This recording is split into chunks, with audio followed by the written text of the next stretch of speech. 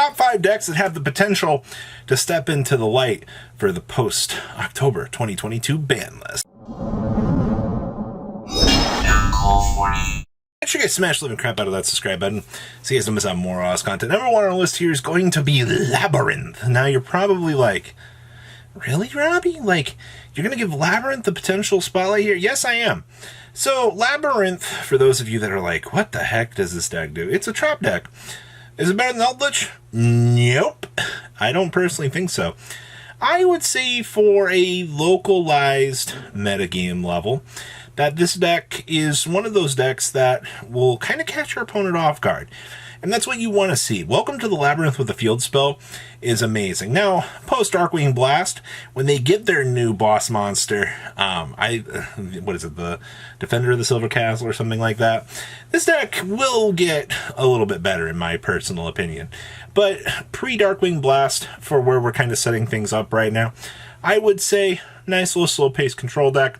You use your trap cards to kind of detour the opponent. Chandelure and friends are pretty good. Archfiend Glitch definitely gives a little bit of background or a little bit of support to the deck. I think you play, what, 1 green hair, and then 3 red hair, and then lovely Labyrinth itself is still going to be your centralized boss monster. I mean, the real question you got to ask yourself is, how relevant are trap decks going to be in your local meta?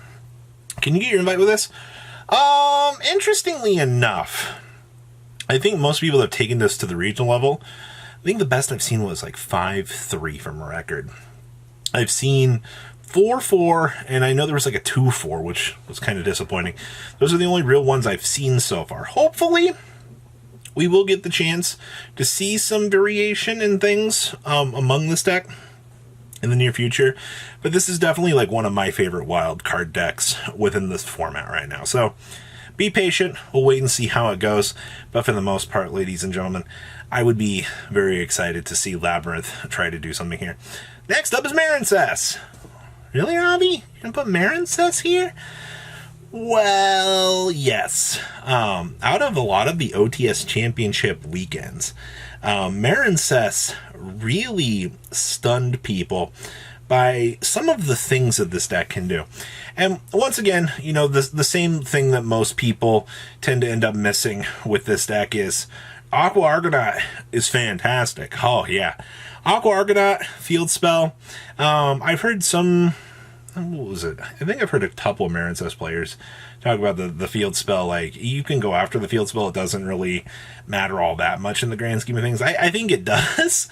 I think having the field spell be interrupted is very, very rough at the end of the day. But I guess for my most part, my generalized understanding of the deck is just, you know, prevent them from lane climbing or slam Dark Ruler no more on the field and watch the deck kind of crumble.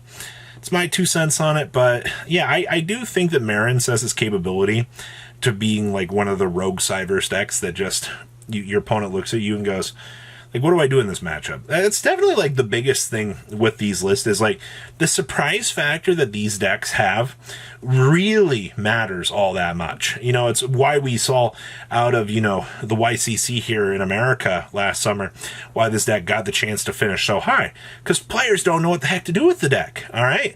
So if you truly are planning on playing competitively, or you are a Marinsa player, taking advantage of the situation of your opponent not knowing where to hand trap you will actually be the reason why you'll get the chance to shine, I feel like, in the competitive metagame. So, I don't know. That's my 2 cents. Surprise factor will always be good, especially like at a regional, where your opponent's like, I don't know what to do about this. Like, yeah, all right, well, I'll take my quick 2-0. Next up here is going to be Sky Striker. This deck never disappears from the metagame because Mystic Mind's still alive. Well, here's the thing. Sky Striker's been seeing a whole lot less play. Like, I don't know if you really noticed, but like, when Tyr can set Eradicate or Epidemic Virus from the deck and flip it up and declare spell, that's as devastating to a Mystic Mind deck as it is to a Sky Striker player, because that's a full board wipe away from what you want to do. And unfortunately, that actually just takes away so much from what Striker wants to do. Also, I mean, to be fair, like, you still only have 1 engage in the TCG. While engage is still a fantastic card at the end of the day, I mean, it still only does so much. The only reason why this deck even remotely makes any sort of list right now is because of Mystic Mine. Like, I know so many people are like, well, you know, Robbie, like, Mystic Mine is such a bad card. I mean, yeah. But once again, if it's the pure lifeline to a deck like Sky Striker who wants to play the game at a slower pace, well, sometimes you got to rely on the tools that you have within the TCG in order to do so. Hopefully, in the near future, we will see maybe some better Sky Striker support. We still don't even have the card that allows the deck to do the OTK, you know, for the 8,000 damage. So hopefully once we see that card touchdown, our Sky Striker just feels like it's in a time capsule right now. That's all I'm saying, all right? I'm hoping in the near future that spell card coming to the game matters all that much, but once again, you're still a Mystic Mine deck, Robbie. Yeah, I know. Welcome to the format. It's either Mystic Mine or bust, or you're playing tier, it feels like. Or maybe Sprite, I guess. Next up on the list here is going to be Tron. Look, another Mystic Mine deck, guys. The last Tron deck that I saw that did good loaded up on, I think it was 3 Dark Ruler, 3 Ultimate Slayer, 3 Droplet, and I think there were 3 Mystic Mines in the deck. All right, that is 3, 6, 9, 12 going second cards to allow Tron to play the game. That is insanity to me, ladies and gentlemen, that you have to bulk down on that much trash in order to play. Now, the deck did get back Ben 10. Excellent. Ben 10 adds about a whole 2 layers of consistency to the deck. I'm actually very happy to see, you know, Ben 10 return. As long as we never have to deal with Ava ever again, I think Ben 10 at 3 is kind of whatever. But once again, this is kind of my wild card factor because I don't know how well 3 Ben 10 matters. Yeah, you can Scythe lock now with the deck because you can search the Scythe off the Ben 10, if I recall correctly. But I mean, once again, do you have a... Can you still make Baron to recycle it during the standby? I don't know. But my answer is just kind of going to be, I want to see this deck do something. I don't know if it can do it against the rest of the board, but where we're looking right now, ladies and gentlemen, I think the deck has potential. All right, that's what you want to see in like these types of videos, is like potential for things, but you're going to be spending a lot of money on board breakers if you're looking at playing Tron right now. I mean, I'm sure you can get away with less of them, but like just in terms of like the last build I saw that really was doing something, that was really about it. So, oh, excuse me. It was 3 Ultimate Slayer, 3 Droplet, 3 Dark Ruler, 3 Super Poly. No Mystic Mines needed. And the last thing we're going to talk about here is Dragon Ruler. So, is Dragon Ruler alive? Is the question of the day here. Because this deck is limping right now, man. Like, it is bad. I actually feel kind of bad for Dragon Ruler players because they lost Pepega Ruler and they lost...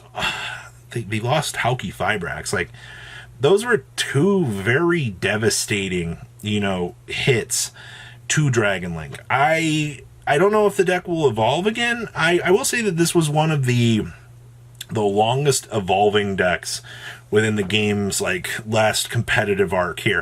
It was just because every corner you turned, you would have the potential to make these relatively cool boards, all right? That's what Dragon Link was all about. But now that Hulk is gone and, you know, Pepega Ruler is gone, those were 2 big cards that facilitated a lot of the interaction points within Dragon Link. So I hate to say it, but this might be the end of Dragon Link, but I want to put it in the potential block because I don't know.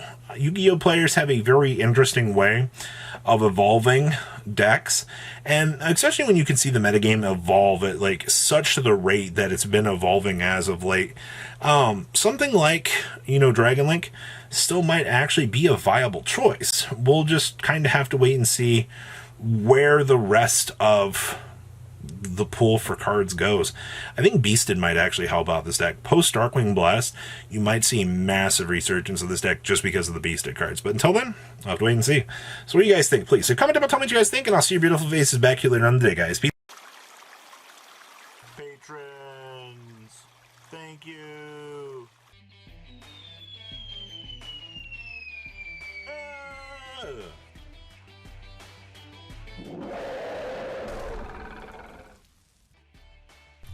Thank you so much for watching. Check out these other videos.